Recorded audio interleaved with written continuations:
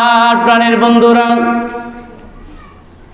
খেয়ালের সহিত যদি আপনি কুরআন ও হাদিসের একটা কথা আপনার অন্তরের মধ্যে গেঁথে নিতে পারেন, কুরআন ও হাদিসের একটা কথা আপনার হৃদয়ে যদি গেঁথে নিতে পারেন, তাহলে এই একটা কথা রুসিলায় আমার আল্লাহ আপনাকে ওলি হিসেবে কবুল করে নিবে।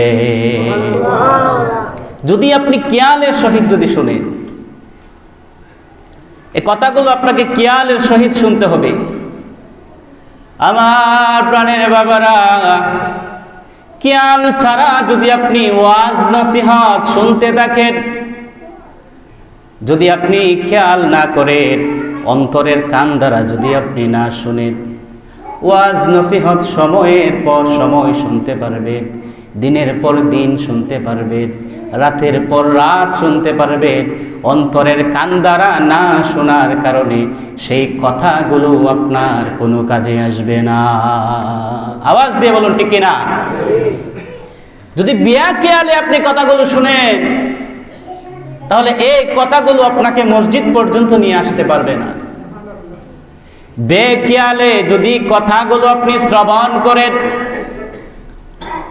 ভাবছেন মসজিদের মধ্যে আসলাম, হুজুর আলোচনা করতেছে, করুক, আমার এত কিছু দেখার দরকার নাই, আমার কাজ হচ্ছে শুধু বসে থাকা।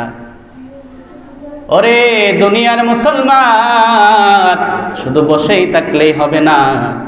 যে কথাগুলো কোনো হুজুরে আলোচনা করবে, ওই কথাগুলো থেকে কোনো একটা আমল, কোনো একটা কথা আপনি আপনার কলবের মধ্যে গেঁথে নিতে হবে। যতক্ষণ না অন্তরের মধ্যে না গাঁথবেন, ততক্ষণ পর্যন্ত আপনি সেই রকম ব্যক্তি পরিণত হতে পারবেন না। বেখেয়ালে যত আলোচনা শুনেছেন, একটা আলোচনাও আপনি অন্তরের মধ্যে গেঁথে রাখতে পারেন নাই, আর ওই আলোচনা আপনাকে মসজিদে নিয়ে আসতে পারে নাই। ঠিক কিনা বলুন? আমার প্রাণের বন্ধুরা, একটা উদাহরণ দেই। আল্লাহ রাব্বুল আলামিনের সেই জমিন, সূর্যের তাপে যখন জমিনটা শক্ত হয়ে যায়, রৌদ্রের তাপে যখন জমিনটা শক্ত হয়ে যায়, ওই জমিনের মধ্যে আপনি যদি কোনো বীজ রোপণ করেন, কোনো দানা রোপণ করেন, বলেন তো দেখি এই শক্ত মাটির মধ্যে কি কোনো বীজের ফসল হবে? বলেন হবে? হবে না। আবার আসমান থেকে যদি বৃষ্টি জমিনের মধ্যে পড়ে, বৃষ্টিগুলো যখন জমিনের মাটিকে নরম করে দেয়, মাটির মধ্যে যখন রস চলে আসে, এবং সেচের পানি যখন আপনি জমিনের মধ্যে দেন, মেশিনের মাধ্যমে, মোটরের মাধ্যমে যে পানিগুলো নদী থেকে জমিনের মধ্যে দেন, ওই শক্ত মাটিগুলোর মধ্যে আপনি যখন পানি ঢেলে দিবেন, ওই শক্ত মাটিটা পানি পেয়ে নরম হয়ে যাবে, সতেজ হয়ে যাবে, রস চলে আসবে মাটির মধ্যে। আর ওই মাটির মধ্যে আপনি যতগুলো বীজ রোপণ করবেন বাবারে, একটা বীজও নষ্ট হবে না। প্রত্যেকটা বীজের ছাড়া এই জমিন থেকে উদিত হবে। কথা বলেন ঠিক কিনা? আমার প্রাণের বন্ধুরা, শক্ত মাটির মধ্যে বীজ যেই রকম রোপণ করলে গাছ হয় না, রসওয়ালা মাটির প্রয়োজন। এই রসওয়ালা মাটির মধ্যে আপনি যখন বীজ রোপণ করবেন, সঙ্গে সঙ্গে গাছ উঠে যাবে। আমার প্রাণের বন্ধুরা রে,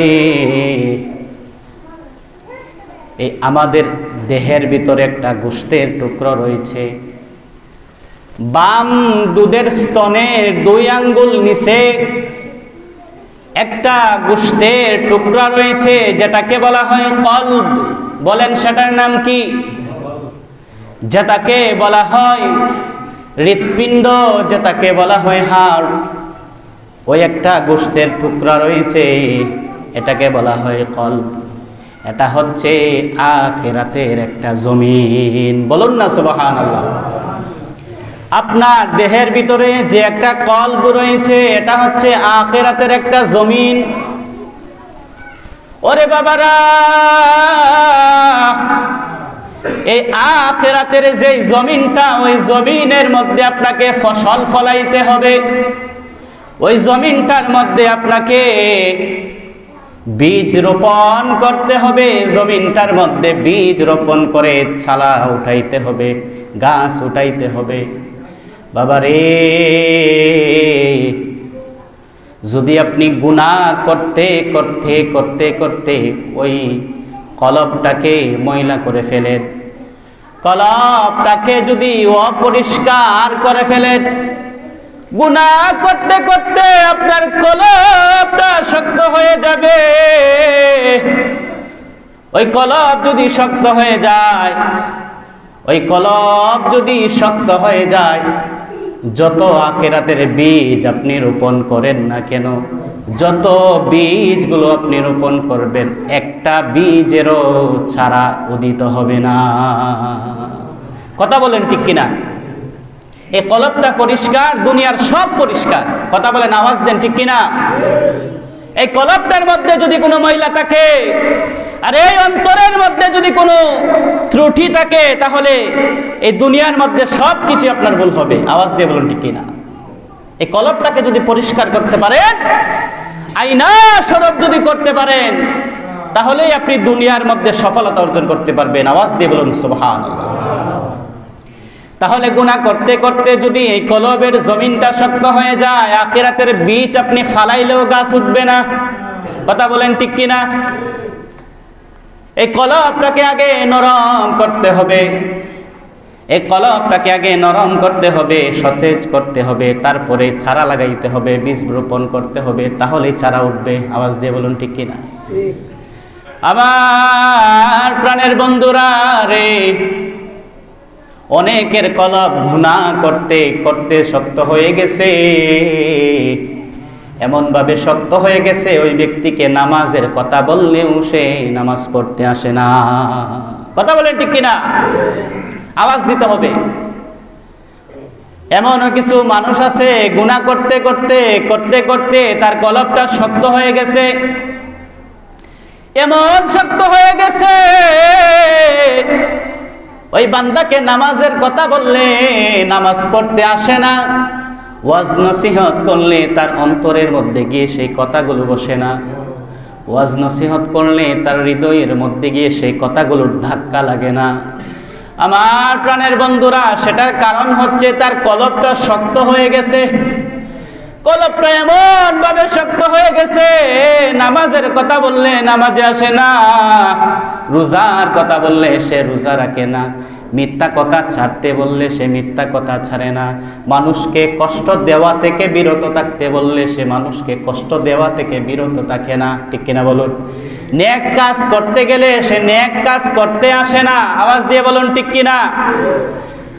আমার প্রাণের বন্ধুরা রে, এই কলবটাকে আগে নরম করতে হবে। আল্লাহ বলেন, আমার কোরআনে কালামের তেলাওয়াত, আমার হাবিবের হাদিসের বাণী, আমার জিকিরের ধ্বনিতে যেই মুমিনদের অন্তরগুলো নরম না হয়, কাল হাসরের ময়দানে তাদের জন্য আমি জাহান্নামের আগুন প্রস্তুত করে রেখেছি। আওয়াজ দিয়ে বলুন ঠিক কিনা? আমাদেরকে সেই রকম ভাবে চলতে হবে, অন্তরটাকে নরম করতে হবে। অন্তরটা যদি নরম করতে চান, কোরআনের তেলাওয়াত লাগবে। আওয়াজ দিয়ে বলুন ঠিক কিনা? আমার আল্লাহ সুবহানাহু ওয়া তাআলা বলেন পবিত্র কালামুল্লাহ শরীফের মধ্যে, যে ব্যক্তির সামনে, মুমিনগণের সামনে যখন আমি আল্লাহর নাজিলকৃত 30 পারা কোরআনের তেলাওয়াত করা হয়, ওই 30 পারা কোরআনের তেলাওয়াত মুমিন বান্দাদের ঈমানটাকে বহু গুণে বাড়াইয়া দে। বলুন না সুবহানাল্লাহ। তাহলে কোরআনের তেলাওয়াত আপনার অন্তরটাকে নরম করবে।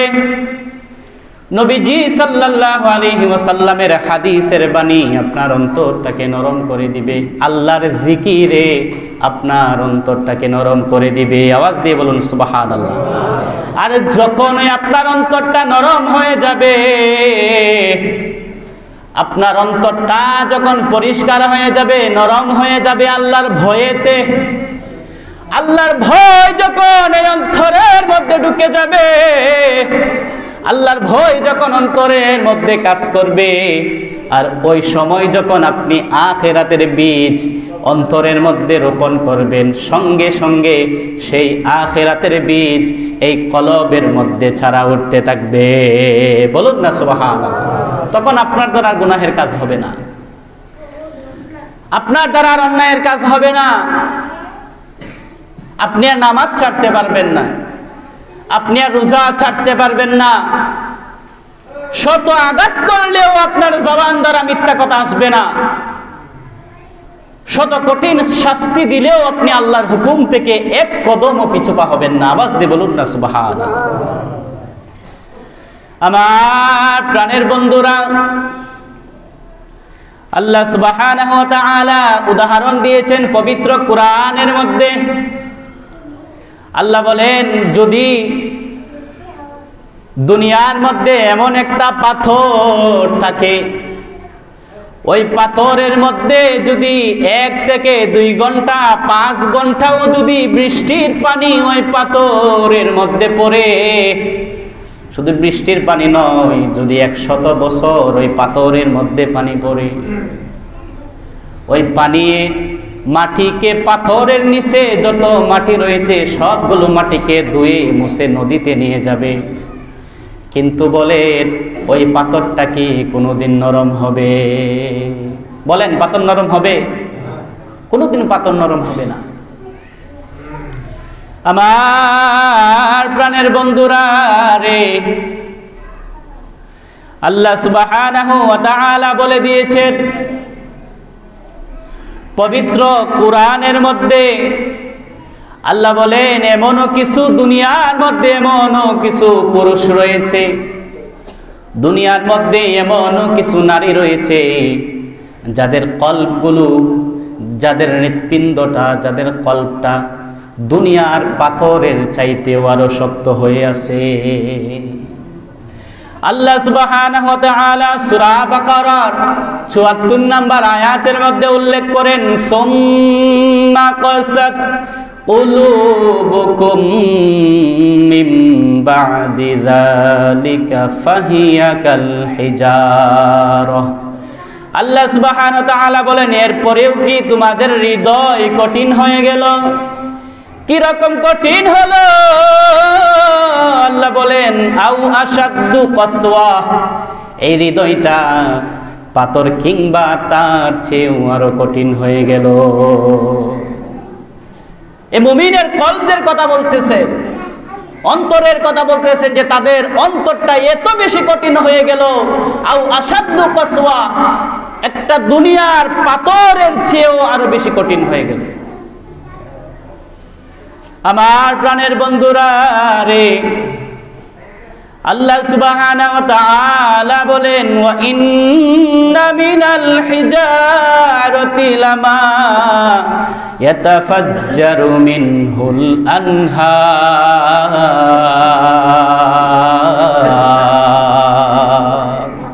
আওয়াজ দিয়ে বলুন আল্লাহু আকবার। আমার প্রাণের বন্ধুরা, আল্লাহ সুবহানাহু ওয়া তাআলা পবিত্র কোরআনের মধ্যে দৃষ্টান্ত দিয়েছেন, উদাহরণ দিয়েছেন। ও দুনিয়ার মানুষ, ও দুনিয়ার মানুষ, তোমরা শুনিয়া লও, এই দুনিয়ার জমিনে এমনও কিছু পাথর রয়েছে, এই দুনিয়ার জমিনে এমনও কতগুলো পাথর রয়েছে যা থেকে ঝর্ণা প্রবাহিত হয়। বলুন না সুবহানাল্লাহ। যা থেকে ঝর্ণা প্রবাহিত হয় এমনও পাথর আছে, যেই পাথরগুলো আল্লাহর ভয়েতে ঝর্ণা প্রবাহিত করে। এমনও কিছু পাথর আছে যেই পাথরের মাধ্যমে, যেই পাথরের দ্বারা আল্লাহ সুবহানাহু ওয়া তাআলা ঝর্ণার পানি প্রবাহিত করে। পাহাড়ের মধ্যে দেখেছেন কিনা? আছে কি নাই? পাহাড়ের মধ্যে কিন্তু কোটি কোটি পাথর, এই পাথরের ফাঁক দিয়ে আল্লাহ ঝর্ণার পানি প্রবাহিত করে। আওয়াজ দিয়ে বলুন না সুবহানাল্লাহ। আমার প্রাণের বন্ধুরা, এর পরের আয়াতের মধ্যে, আয়াতের অংশের মধ্যে আমার আল্লাহ বলেন, ওয়া ইন্না মিনহা লামা ইয়াশাক্কাকু ফায়াখরুজু মিনহুল মা। বলুন না আল্লাহু আকবার। এরপরে আয়াতের অংশের মধ্যে আমার আল্লাহ সুবহানাহু ওয়া তাআলা বলেন, ও দুনিয়ার মানুষ, ও দুনিয়ার মানুষরা, তোমরা শুনিয়া লও।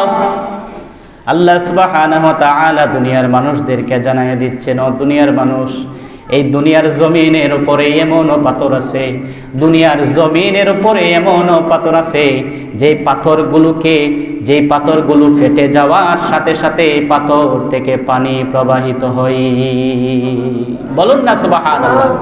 এমনও পাথর আছে যে পাথর যদি ফেটে যায় ওই পাথর থেকে পানি প্রবাহিত হয়। আওয়াজ দিয়ে বলুন না সুবহানাল্লাহ।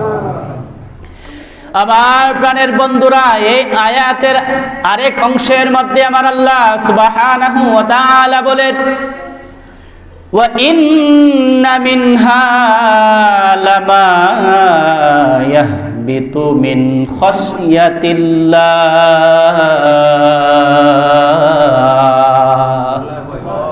আওয়াজ দিয়ে বলুন আল্লাহু আকবার।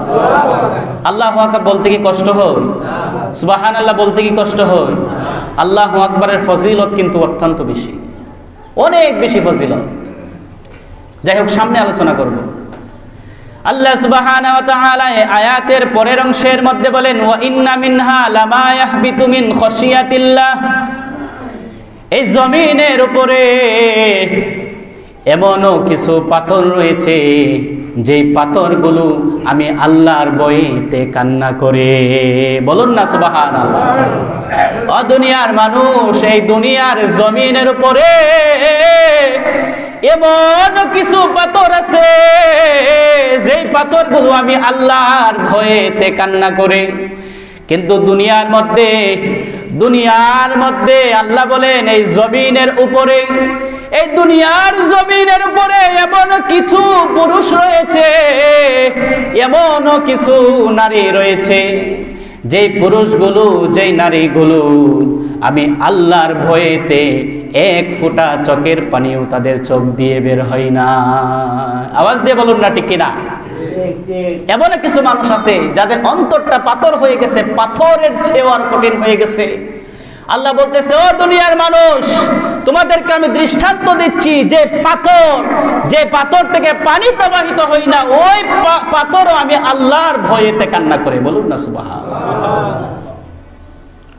তোমাদেরকে আমি শ্রেষ্ঠত্ব দিয়ে দান করেছি, আশরাফুল মাখলুকাত বানিয়েছি, সৃষ্টির সেরা জীব তোমাদেরকে বানিয়েছি, কিন্তু তোমাদের অন্তরটাকে, তোমাদের কলবটাকে গুনাহ করতে করতে এত বেশি কঠিন করে ফেলেছো যে কলবের দ্বারা, যে অন্তরের দ্বারা তোমার চোখ দিয়ে এক ফোঁটা পানিও বের হয় না।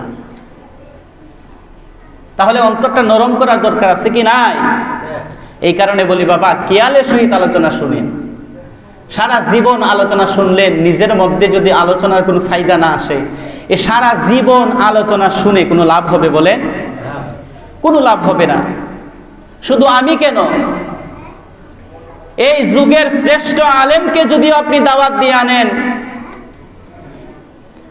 কোটি কোটি টাকা খরচ করেও যদি আপনি মাহফিল করান, আর ওই মাহফিলের মধ্যে যদি এই যুগের শ্রেষ্ঠ ব্যক্তিকে যদি আপনি দাওয়াত করে আনেন, যদি আপনি খেয়ালের সহিত আলোচনা না শুনেন, ওই ব্যক্তিও আলোচনা করে যাবে কিন্তু আপনার কোনো কাজে আসবে।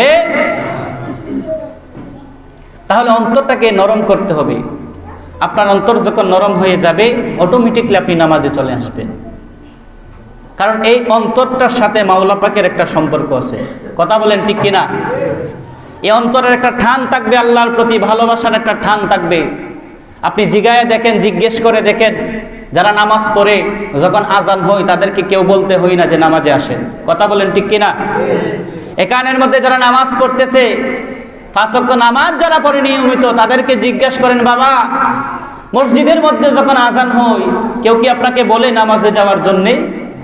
ওই ব্যক্তিকে বলতে হয় না। একটা মানুষ ঘুমিয়ে রয়েছে ফজরের সময়, একটা মানুষ ঘুমের মধ্যে আছে, যখন ফজরের রক্ত শুরু হয়ে যায় দেখবেন অটোমেটিকলি আল্লাহ ওই বান্দাটার প্রতি এত বেশি দয়া করেন, এই আজানের বাণীটা তার কানের মধ্যে শোনায় দেয়। আর ব্যক্তি আল্লাহর সাথে এমন একটা সম্পর্ক তৈরি করে ফেলে, আজান শোনার সাথে সাথে দেখবেন ব্যক্তি তৈরি হয়ে যায়, কাপড়গুলো পরিধান করে উযু বানায়, আল্লাহর হুকুমের সামনে এসে দাঁড়ায় যায়। আওয়াজ দিয়ে বলুন না সুবহানাল্লাহ। তাহলে আপনাকে যেটা করতে হবে সেটা হচ্ছে আপনার অন্তরটাকে নরম করতে হবে। অন্তর যদি আপনি নরম না করেন, আপনি যতই কিছু করেন না কেন, অন্তর যদি নরম না করেন, আপনার যত কিছু আপনি করবেন কোনো কিছুর মধ্যে আপনার সফলতা আসবে না, ভালো লাগবে না। এই কারণে আমার আল্লাহ বললেন, ও দুনিয়ার আলেমরা, দুনিয়ার সকল মানুষদেরকে জানায়া দাও, তাদেরকে জানায়া দাও, হে দুনিয়ার জমিনের উপরের পুরুষরা, হে নারীরা, যদি আল্লাহর কোরআনের তেলাওয়াতে, আমার হাবিবের হাদিসের বাণীতে, আল্লাহর জিকিরে যদি তোমাদের অন্তর সমূহগুলো নরম না হয়, তাহলে আমি আল্লাহ তোমাদের জন্যে দুনিয়ার চাইতে কোটি কোটি গুণ শক্তিশালী সতেজ আগুন জাহান্নামের মধ্যে তৈরি করে রেখেছি। বলুন না নাউজুবিল্লাহ।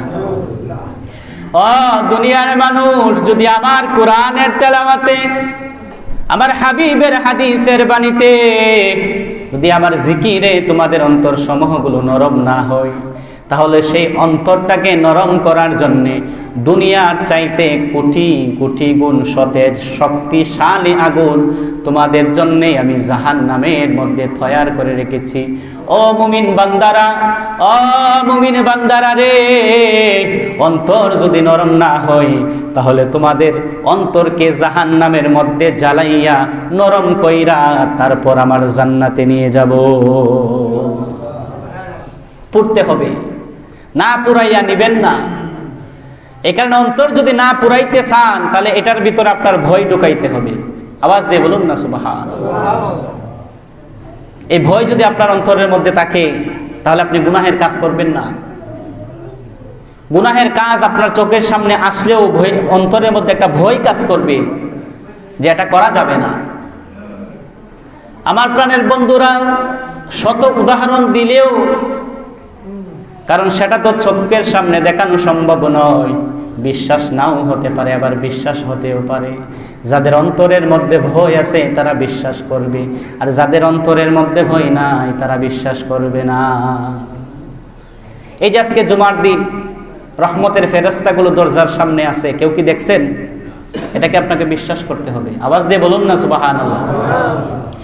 হাদিসের মধ্যে নবীজি সাল্লাল্লাহু আলাইহি ওয়াসাল্লাম বলেছেন, আমার কোন উম্মতরা যদি একবার সুবহানাল্লাহ বলে, একবার আলহামদুলিল্লাহ বলে, একবার আল্লাহু আকবার বলে, যদি একবার বলে, তাহলে আসমান ও জমিনের মধ্যে যতগুলো ফাঁকা জায়গা রয়েছে, সমস্ত ফাঁকা জায়গাগুলো আমার আল্লাহ নেকি দ্বারা ভরপুর করে দিবে। আওয়াজ দিয়ে বলুন না সুবহানাল্লাহ। একবার যদি সুবহানাল্লাহ বলা হয়, আসমান ও জমিনের মধ্যে যত ফাঁকা জায়গা রয়েছে সমস্ত ফাঁকা জায়গা আল্লাহ নেকি দ্বারা ভরপুর করে দিবেন। একবার যদি আলহামদুলিল্লাহ বলা হয়, আসমান ও জমিনের মধ্যে যত ফাঁকা জায়গা রয়েছে সমস্ত ফাঁকা জায়গা আল্লাহ নেকি দ্বারা ভরপুর করে দিবেন। একবার যদি আল্লাহু আকবারের ধ্বনি বলা হয়, আসমান ও জমিনের মধ্যে যত ফাঁকা জায়গা রয়েছে সমস্ত ফাঁকা জায়গা আল্লাহ নেকি দ্বারা ভরপুর করে দিবেন। বলুন না সুবহানাল্লাহ। আল্লাহ যে নেকি দ্বারা ভরপুর করে দিবেন, এই নেকি কি দেখানো সম্ভব?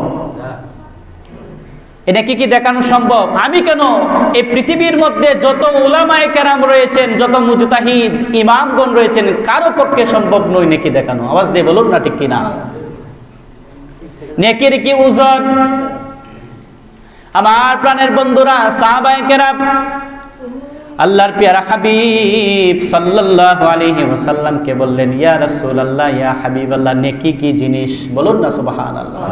নেকির কি ওজন, নেকির কি দাম, এটা আমরা বুঝি না। নবীজি সাল্লাল্লাহু আলাইহি ওয়াসাল্লামকে প্রশ্ন করলেন, সাহাবায়ে কেরাম, ইয়া রাসূলুল্লাহ, ইয়া হাবিবাল্লাহ, নবী গো, ও মায়ার নবী, দয়ার নবী, নেকি কি জিনিস? আল্লাহর প্যারা হাবিব সাল্লাল্লাহু আলাইহি ওয়াসাল্লাম ডাক দিয়ে বললেন, ও আমার সাহাবীরা রে, ও আমার সাহাবীরা, নেকি হলে এমন একটা জিনিস, তোমরা কি মদিনার প্রান্তরের মধ্যে, মদিনা শহরের মধ্যে উহুদ পাহাড় দেখেছো? বলুন না সুবহানাল্লাহ। মদিনার মধ্যে কি তোমরা উহুদ পাহাড় দেখেছো? এই উহুদ পাহাড়টা হচ্ছে অনেক লম্বা, অনেক পাশ, অনেক উঁচু, এত বড় পাহাড়। আল্লাহর প্যারা হাবিব সাল্লাল্লাহু আলাইহি ওয়াসাল্লাম ডাক দিয়ে বললেন, ও সাহাবীরা রে,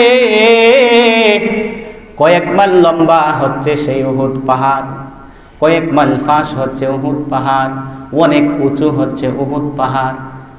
ও আমার সাহাবীরা, এই উহুদ পাহাড়টাকে যদি আমার আল্লাহ স্বর্ণ বানায়া দেন, বলুন না সুবহানাল্লাহ। এই উহুদ পাহাড়টাকে যদি আমার আল্লাহ সম্পূর্ণ স্বর্ণ বানায়া দেন, ওই উহুদ পাহাড়টা যখন সম্পূর্ণরূপে স্বর্ণ হয়ে যাবে, আর এই উহুদ পাহাড়টার যত দাম দুনিয়ার জমিনের মধ্যে থাকবে, এই উহুদ পাহাড়টা স্বর্ণ হওয়ার পরে যত দাম হইবে, আর নেকির মধ্যে সব থেকে ছোট যেই নেকিটা, ওই নেকিটা দুনিয়ার উহুদ পাহাড়ের চাইতে আল্লাহর কাছে অনেক বেশি। বলুন না সুবহানাল্লাহ। এই উহুদ পাহাড়টাকে যদি স্বর্ণে পরিণত করা হয়, বলেন তো কত দাম হবে? আর ছোট্ট নেকি, একটা ছোট নেকির ওজন, ছোট নেকির দাম এই স্বর্ণের উহুদ পাহাড়ের চাইতেও আল্লাহর কাছে বেশি। আওয়াজ দিয়ে বলুন না সুবহানাল্লাহ। আজকে আমরা নেকির জন্য পাগল না, কারণ এটা, এই নেকিটাকে তো চোখে দেখা যায় না। বাবা, আপনি কি করতেছেন? এই সময়টাকে আপনি কোন দিকে পার করছেন? নেকির আপনার প্রয়োজন নাই, যা কিছু প্রয়োজন সব হচ্ছে টাকা, সম্পদ আর শক্তিশালী পাওয়ার। এই শক্তিশালী পাওয়ার, টাকা, সম্পদ কোনো কিছু আপনার সঙ্গী হবে না, কোনো কিছু আপনার সঙ্গী হবে না। আজকে আপনি সুস্থ মানুষ, ঘুমাইছেন, সকালবেলা যদি আপনি ঘুম থেকে চোখ খুলতে পারেন তাহলে হবে সকাল, ঠিক কিনা বলুন? আর চোখ যদি না খুলতে পারেন তাহলে আপনার জন্য হবে পরকাল। চোখ খুললে হবে সকাল, চোখ যদি না খুলতে পারেন পরকাল, তাহলে এত সম্পদ, এত ধন সম্পত্তি, শক্তিশালী হয়ে কি লাভ? যদি আপনি আল্লাহর পথ থেকে পিছু পা হন, আল্লাহর পথ থেকে যদি আপনি দূরে থাকেন, তাহলে এত কিছু, এত সম্পদ, কোনো কিছু আপনার কোন কাজে আসবে না। আজকে আমরা দুনিয়ার কিছু চাই, অনেক কিছু হইতে আমরা ভয় পেয়ে পালাই, কিন্তু আল্লাহর ভয় থেকে আমরা পালাই না। আল্লাহর ভয় আমাদের অন্তরে কাজ করে না। যাই হোক আমার প্রাণের বন্ধুরা, আল্লাহ সুবহানাহু ওয়া তাআলা পবিত্র কোরআনের মধ্যে বলে দিয়েছেন, ইন্নামাল মুমিনুনা ইখওয়াতুম ফাআসলিহু বাইনা আখাওয়াইকুম। আল্লাহ সুবহানাহু ওয়া তাআলা বলেন, নিশ্চয় সকল মুমিন পরস্পরের ভাই ভাই। বলুন না সুবহানাল্লাহ। সকল মুমিন পরস্পরের ভাই ভাই। ফাআসলিহু বাইনা আখাওয়াইকুম, তোমরা তোমাদের ভাইদের পরস্পরের মধ্যে ভালোবাসা স্থাপন করিয়ে দাও। বলুন না সুবহানাল্লাহ। তোমরা তোমাদের পরস্পরের ভাইদের মধ্যে ভালোবাসা স্থাপন করিয়ে দাও। নবীজি সাল্লাল্লাহু আলাইহি ওয়াসাল্লামের হাদিসের মধ্যে আল্লাহ হাবিব সাল্লাল্লাহু আলাইহি ওয়াসাল্লাম বলেছেন, সময় কম, যে মুমিনরা হচ্ছে, দুনিয়ার সকল মুমিনরা হচ্ছে একটা দেহের অধিকারী। বলুন না সুবহানাল্লাহ। দুনিয়ার সকল মুমিনরা একটা দেহের অধিকারী। নবীজি সাল্লাল্লাহু আলাইহি ওয়াসাল্লাম বলেছেন, যদি ওই দেহের হাতের মধ্যে কোনো আঘাত পাওয়া হয়, হাতের মধ্যে যদি আঘাত লাগে, যেমন সমস্ত শরীরের মধ্যে ব্যথা অনুভব করবে, তেমনি ভাবে একটা মুমিন যখন আঘাতপ্রাপ্ত হবে, একটা মুমিন যখন কষ্ট পাবে, এই কষ্টে সকল মুমিনরা ব্যতীত হবে। বলুন না সুবহানাল্লাহ। কিন্তু আজকে দেখা যায় আমরা একজন আরেকজনের ভাই ভাই, মুখে ভাই কিন্তু অন্তরে ভাই নাই। এই কারণে আমি বলেছি যে অন্তর যদি পরিষ্কার হয় আপনার সব ঠিক, আর অন্তরের মধ্যে যদি বেজাল থাকে তাহলে সবকিছুই আপনার কাছে বেজাল বেজাল মনে হবে। আওয়াজ দিয়ে বলুন না ঠিক কিনা? আজকে অন্তরের মধ্যে যদি ভেজাল যদি না থাকতো, এক মার ঘরের দুই ভাই একটা আরেকটারে দেখতে পারে না। অন্তরের মধ্যে যদি বেজাল না থাকতো, এক ভাই আরেক ভাইকে কুপিয়ে হত্যা করে, অন্তরের মধ্যে যদি বেজাল না থাকতো, এক ভাই আরেক ভাইয়ের শরীর থেকে রক্ত ঝরায়, ভাইয়ের অন্তরের মধ্যে মায়া লাগে না? আওয়াজ দিয়ে বলুন না ঠিক কিনা? এক ভাই আরেক ভাইয়ের সম্পদ ছিনিয়ে নেই, এক ভাই আরেক ভাইয়ের সম্পদ কেড়ে নেই, এক ভাই আরেক ভাইকে অত্যাচার করে নির্যাতন করে নিজের জুলমত ভাইয়ের কাছ থেকে আদায় করে নি। কারণ নবীজি সাল্লাল্লাহু আলাইহি ওয়াসাল্লাম যে কথাটা বলেছেন, একটা হাদিসের উপরে যদি আপনি আমল করেন, আমরা তো হাদিস মানি না, হাদিসের উপরে আমরা আমল করি না, শুধু আমরা নামে নামে বলি যে আমরা মুসলমান, আমরা আমরা সেই, আমরা অনেক কিছু, কিন্তু কোরআন ও হাদিসের দিক একদিকে আর আমরা চলি আর একদিকে। এই একটা হাদিসের উপরে যদি আপনি আমল করেন, আপনি কোনো ব্যক্তিকে কষ্ট দিবেন না, কারণ মুমিন সবাই আপনার ভাই ভাই, বলুন না সুবহানাল্লাহ। খালি আপনার মায়ের পেটের ভাই যে ভাই, আপন ভাই, এটা না। আল্লাহ কোরআনের মাধ্যমে সম্পর্ক করে দিয়েছেন, কোরআনের মাধ্যমে সম্পর্ক মজবুত করে দিয়েছেন যে দুনিয়ার সকল মুসলমান, দুনিয়ার সকল মুমিন সবাই হচ্ছে আপনার ভাই। আওয়াজ দিয়ে বলুন না সুবহানাল্লাহ। কিন্তু বড় পরিতাপের বিষয়, কষ্টের বিষয়, এক ভাই আরেক ভাইকে আমরা দেখতে পারি না, এক ভাই আরেক ভাইকে আমরা কষ্ট দিই। এক ভাই যদি একটু সম্পদশালী হয়ে যায়, বড় ভাই যদি সম্পদশালী হয়ে যায়, ছোট ভাই বেকা চোখে দেখে, আবার ছোট ভাই যখন সম্পদশালী হয়ে যায়, বড় ভাই বাঁকা চোখে দেখে। আওয়াজ দিয়ে বলুন ঠিক কিনা? যেই পরিবারের মধ্যে সম্পদ বেশি আছে আর সম্পদের মধ্যে লোভ আছে ভাইদের, ওই পরিবারের মধ্যে দেখবেন ভেজাল আছে। আর যেই পরিবারের ভাইদের মধ্যে সম্পদ নিয়ে কোনো ভেজাল নাই, অর্থাৎ লোভ নাই, যার মধ্যে দেখবেন তাদের পরিবারের মধ্যে সম্পদ নিয়ে কোনো ভেজাল নাই, কোনো মারামারি নাই, পিটাপিটি নাই। আওয়াজ দিয়ে বলুন না ঠিক কিনা? এই কারণে সবকিছুর মূল হচ্ছে এই অন্তর। এই অন্তরটা যদি আপনি পরিষ্কার করে নেন, তাহলে দেখবেন এই অন্তরের যে চক্ষু, এই চক্ষু দিয়ে সমস্ত মানুষকে আপনি পরিষ্কার দেখবেন। আর এই অন্তরের চক্ষুর মধ্যে যদি আপনার ময়লা থাকে, এই ময়লা নিয়ে যখন আপনি কোনো মানুষের দিকে তাকাইবেন, দেখবেন ওই ব্যক্তিটা নোংরা, ওই ব্যক্তিটা অপরিষ্কার। ঠিক কিনা বলুন? যাই হোক, আল্লাহ সুবহানাহু ওয়া তাআলা আমাদের সকলকে বোঝার মতো তৌফিক দান করুন। সকলে বলুন আল্লাহুম্মা আমিন। ওয়া আখিরি দাওয়ানা আলহামদুলিল্লাহি রাব্বিল আলামিন। যারা সুন্নাত পড়েন নাই, সাদাকাত ক্বাবলা জমা পড়েন।